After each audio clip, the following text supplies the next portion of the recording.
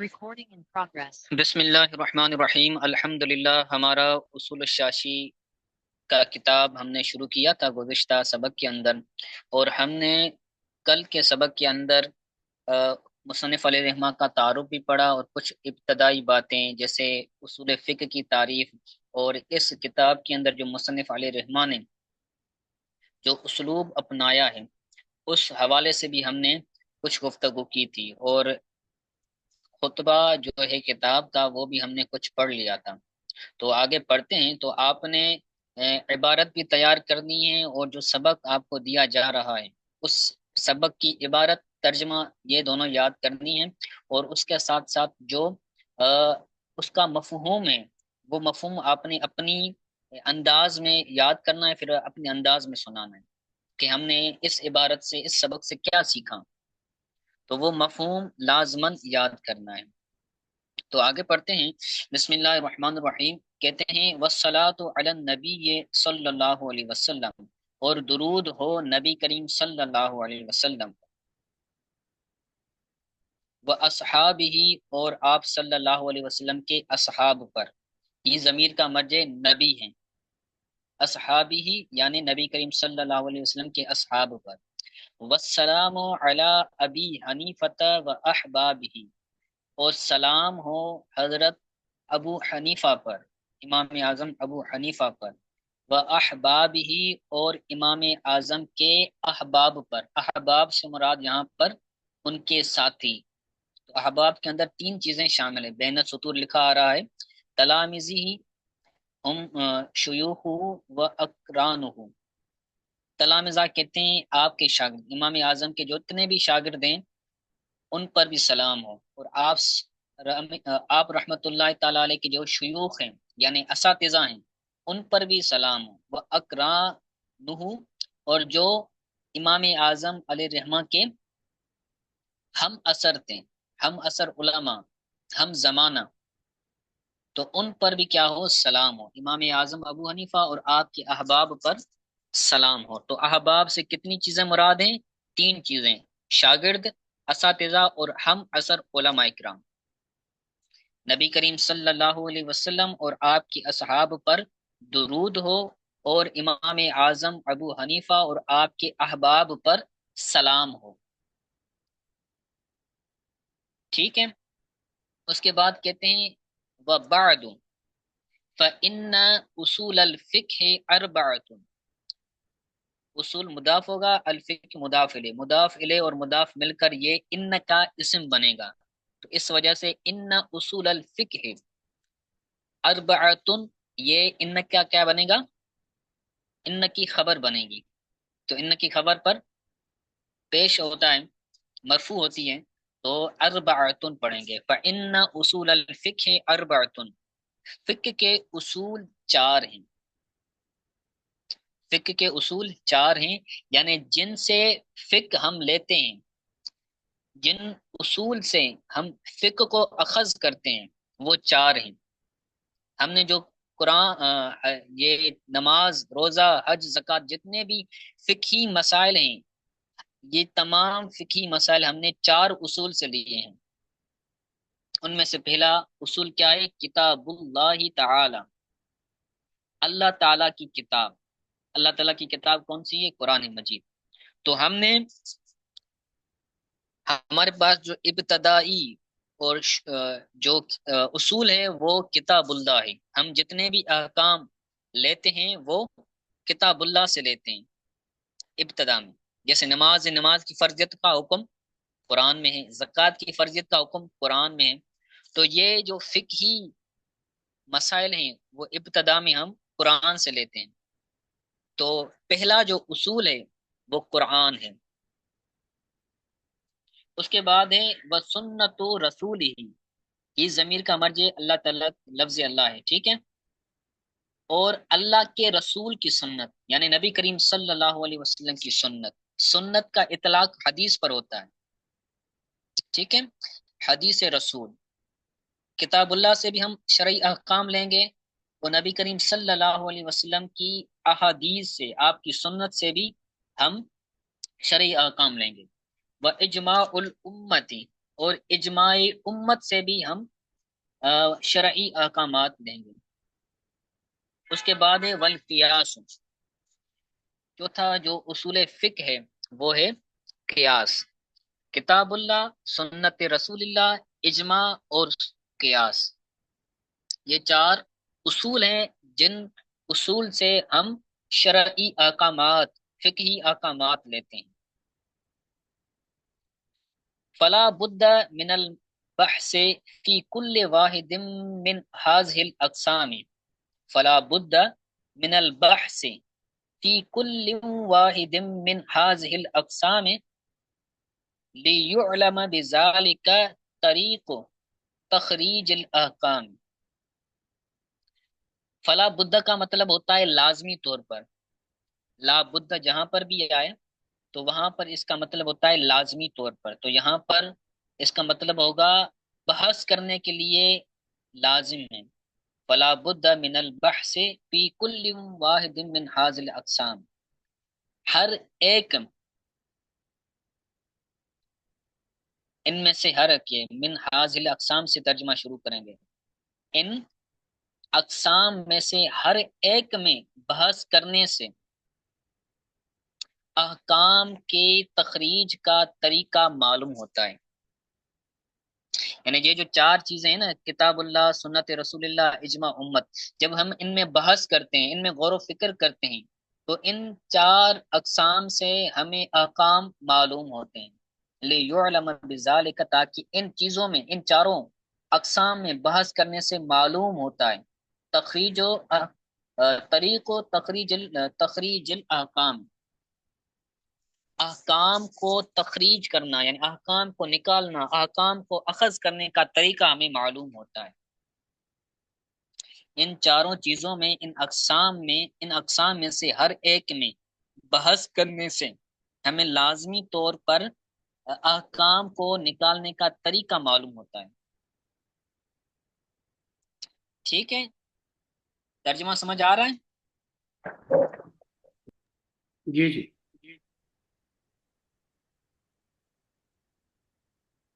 جی، تو ہم نے اس میں جو اہم چیز ہے وہ یہی ہے کہ اصول فقہ میں چار ہیں، کتاب اللہ، سنت رسول اللہ، اجماع امت اور قیاس۔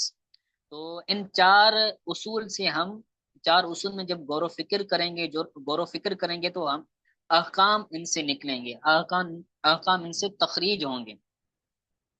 صحیح ہے، تو وہ چار احکام میں ہر ایک اصول میں آگے سے بحث کریں گے، کتاب اللہ کے بارے میں بھی بحث کریں گے، کتاب اللہ کے بعد سنت رسول اللہ حدیث میں بھی بحث کریں گے، ان کے احکام نکالنے کا طریقہ بتائیں گے کہ بھائی ہم کتاب اللہ سے احکام کیسے نکال سکتے ہیں، ہم قرآن کی آیت اٹھا کر کس حکم کو ہم فرض کہیں گے، کس حکم کو ہم واجب کہیں گے، کس حکم کو ہم سنت کہیں گے، تو وہ اصول ایسے بیان کریں گے۔ تو پہلا بحث ہے فی کتاب اللہ تعالی، البحث الاول فی کتاب اللہ تعالی، پہلا بحث کتاب اللہ کے بارے میں۔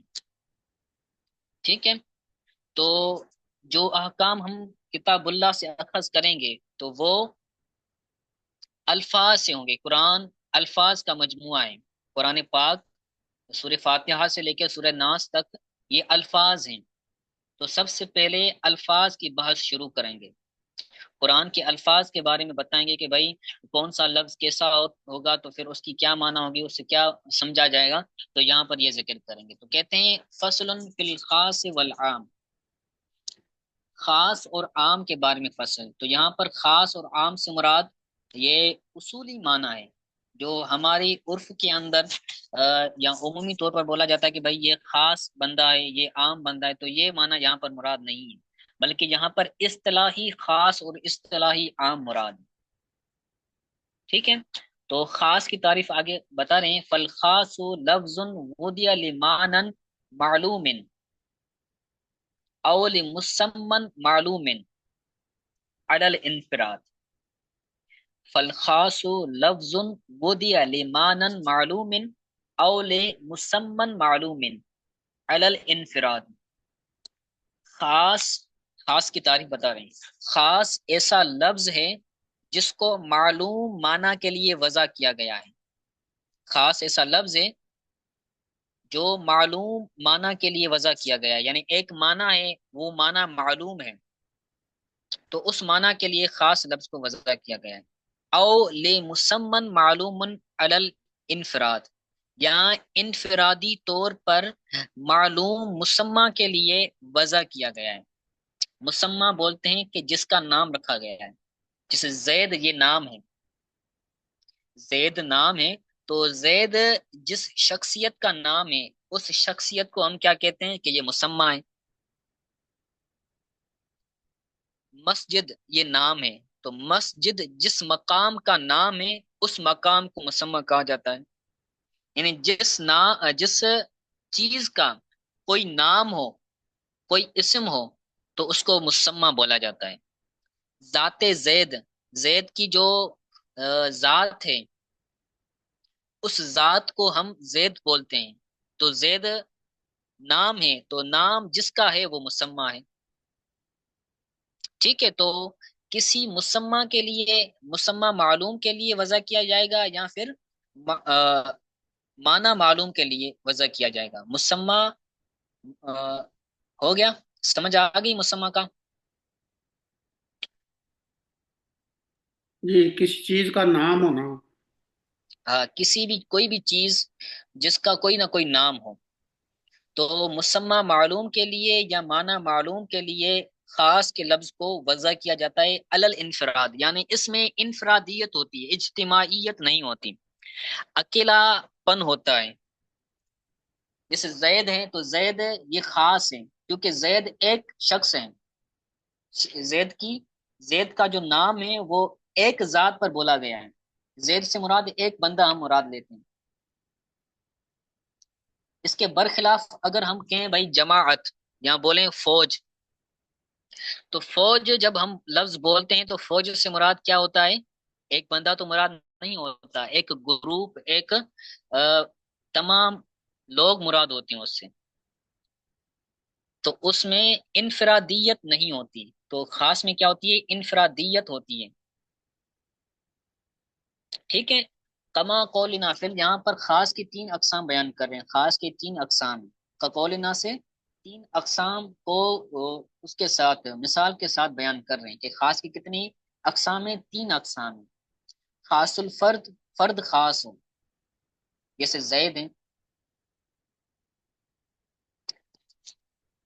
دوسرا قسم ہے تخصیص النوع یا خاص النوع، اس کو خاص النوع بھی کہہ سکتے ہیں یا پھر تخصیص النوع بھی کہہ سکتے ہیں، جسے رجل یعنی کوئی بھی بندہ، تو یہ نوع ہے، یہ ایک نوع ہے، قسم ہے۔ ٹھیک ہے، اس کے بعد ہے وفی تخصیص الجنس، اور جنس کی تخصیص میں انسان۔ اب انسان ایک جنس ہے، اب انسان کی جنس کے اندر مختلف اقسام آتی ہیں، انسان کے اندر قسمیں مرد بھی آتی ہے اور نوع عورت بھی آتی ہے، نوع مرد بھی داخل ہے اس میں، مرد عورت دونوں انسان کے اندر داخل ہے، تو انسان جنس ہے۔ جب ہم انسان بولیں گے تو یہاں پر جنس کی تخصیص ہوگی کہ بھائی یہاں انسان سے مراد جانور نہیں ہے، تو یہاں پر جب بھی انسان بولا جائے گا تو یہاں پر جنس کی تخصیص ہوگی۔ ٹھیک ہے، اور جب ہم مرد بولیں گے یا کوئی شخص بولیں گے تو اس شخص سے مراد، اس مرد سے مراد کیا ہوگا کہ یہاں پر نوع کی تخصیص ہے، یہاں سے مرد مراد ہے، یہاں پر عورت مراد نہیں ہے۔ یا کہیں گے بھائی یہاں پر عورت ہے، عورتن بولیں گے یا امرتن بولیں گے تو یہاں پر عورت کی تخصیص ہوگی، نوع عورت کی تخصیص ہوگی، مرد کی تخصیص سے وہ خارج ہو جائے گا۔ ٹھیک ہے، اسی طرح ہم جب زید کہیں گے تو باقی زید کے جو افراد ہیں، بکر، عمر یا جتنے بھی لوگ ہیں، وہ تمام کے تمام خارج ہو جائیں گے، زید کی تخریج ہو جائے گی۔ تو زید فرد ہے، رجل نوع ہے، اور انسان کیا ہے؟ جنس ہے۔ تو زید بھی ایک خاص لفظ ہے، رجل بھی ایک خاص لفظ ہے، اور انسان بھی ایک خاص لفظ ہے۔ تو خاص اس لفظ کو بولتے ہیں جو کسی معنی معلوم کے لیے وضع کیا گیا، خاص اس لفظ کو بولتے ہیں جو معنی معلوم کے لیے وضع کیا گیا ہو یا مسمى معلوم کے لیے انفرادی طور پر وضع کیا گیا. تو یہاں پر زید بھی اکیلا ہے، شخص بھی اکیلا ہے، انسان بھی ایک جنس کے طور پر اکیلا ہے. ٹھیک ہے، اس کی وضاحت آپ کو مزید سمجھ آئے گی جب ہم قرآن پاک کی آیات سے، جب ہم آیات پڑھیں گے اور وہاں پر وضاحت کریں گے، وہاں پر کہیں گے بھئی یہاں پر خاص ہے اور خاص یہاں پر خاص الفرد ہے یا خاص النوع ہے یا خاص الجنس ہے. جب ہم وہ پڑھیں گے تو انشاءاللہ تبارک و تعالیٰ وہ آپ کو صحیح طرح سے سمجھ آ جائے گا. ٹھیک ہے، تو ابتدا میں انہوں نے قرآن مجید کی بحث کو چھیڑا، پھر قرآن پاک کے اندر انہوں نے جو الفاظ ہیں، الفاظ کے اعتبار سے انہوں نے بحث کیا کہ الفاظ کی دو قسمیں ہوتی ہیں، یا خاص ہوتا ہے یا عام ہوتا ہے. خاص کو انہوں نے تعریف کر دی، مثالیں بھی بیان کی. آگے یہاں پر عام کے بارے میں کہہ رہے ہیں، والعام والعام کل لفظ ينتظم جمعا من الافراد. تو خاص جو تھا وہ انفرادیت کے طور پر، منفرد کے طور پر کیا ہو رہا تھا، وضع کیا جا رہا تھا. تو جو عام ہے، عام اس کے برخلاف ہے، تو عام جماعت کے لیے بولا جائے گا. والعام کل لفظ ينتظم جمعا من الافراد. عام ہر وہ لفظ ہے جو افراد کی جماعت پر مشتمل ہو. عام ہر وہ لفظ ہے جو افراد کی جماعت پر مشتمل ہو. ینتظم کا مراد کیا ہے؟ یشمل. ٹھیک ہے، یعنی شامل ہونا. جب ہم عام لفظ بولتے ہیں تو اس سے مراد جماعت ہوتی ہے. تو یہ جو شامل ہونا ہے، افراد کی جماعت پر جو لفظ ہے عام شامل ہوگا، وہ یا تو لفظی طور پر ہوگا یا پھر معنوی طور پر ہوگا. اما لفظاً کا قولنا مسلمون و مشرکون. اب یہاں سے مثال بیان کی لفظی طور پر افراد کی جماعت پر شامل ہونے کی، یہاں پر مثال بیان کی کہ مسلمون. اب یہ مسلمون کیا ہے؟ لفظ ہے. اس لفظ سے ہمیں کیا معلوم پڑ رہا ہے کہ بھائی مسلمون سے مراد بہت سارے افراد ہیں، افراد کی جماعت مراد ہے، مسلمانوں کی جماعت مراد ہے. تو یہ مسلمون لفظ کیا بنا؟ عام بنا، تمام مسلمانوں کو یہ شامل ہے. مشرکون یہ بھی کیا ہے؟ لفظ ہے. یہ لفظ تمام مشرکوں کو شامل ہے، مشرکوں کی جماعت پر شامل ہے. یہ لفظ مشرکون عام ہے، اس میں تمام مشرکین آ گئے. تو مشرکین کے افراد پر لفظ مشرکون دلالت کر رہا ہے، تو ہم مشرکون کو کہیں گے کہ یہ لفظ عام ہے. مسلمون یہ جماعت مسلم پر، مسلمانوں کی افراد کی جماعت پر شامل ہو رہا ہے، تو ہم اس کو بولیں گے کہ یہ لفظ مسلمون کیا ہے؟ عام ہے. ٹھیک ہے، تو یہ لفظی طور پر شامل ہو رہا تھا، یا پھر مانوی طور پر شامل ہوگا. وہ اما مانن، لفظ تو دلالت نہیں کرے گا بلکہ اس کی معنی سے افراد کی جماعت پر وہ شامل ہوگا. لفظ کی جو معنی ہوگی اس معنی کے طور پر وہ لفظ افراد کی جماعت کو شامل ہوگا. لفظ کے اعتبار سے افراد کی معنی کو شامل ہوگا تو وہ لفظی ہو جائے گا، اور اگر معنی کے اعتبار سے وہ لفظ افراد کی جماعت کو شامل ہو تو اس کی مثال بیان کرتے ہیں. کقولنا من و ماں. تو من اور ماں آپ نے نحو کے اندر پڑھا ہوگا کہ من یہ جمع کے لیے بھی بولا جاتا ہے اور مفرد کے لیے بھی بولا جاتا ہے، اور ماں جو ہے یہ واحد کے لیے بھی بولا جاتا ہے اور کثیر کے لیے بھی بولا جاتا ہے. تو یہ تمام من اور ماں یہ مانوی طور پر افراد کی جماعت کو شامل ہے. ٹھیک ہے، من اور ماں یہ مانوی طور پر افراد کی جماعت کو شامل ہے، اور مسلمون اور مشرکون یہ لفظی طور پر افراد کی جماعت کو شامل ہے. تو عام کی یہاں پر دو قسمیں ہو گئی، عام لفظی، عام معنوی.